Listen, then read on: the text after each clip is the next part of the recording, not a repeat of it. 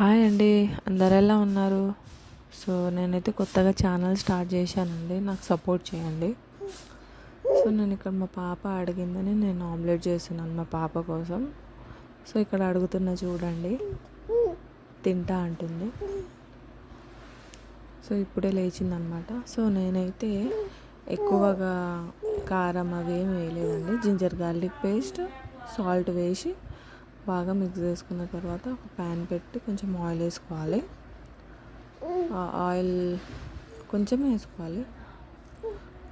Oil కొంచెం heat అయిన తర్వాత ఇది ఎగ్ వేసుకోవడమే. ఎగ్ వేసుకున్న తర్వాత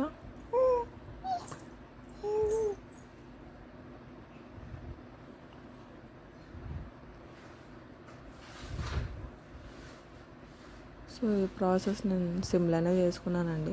ఇదైతే చాలా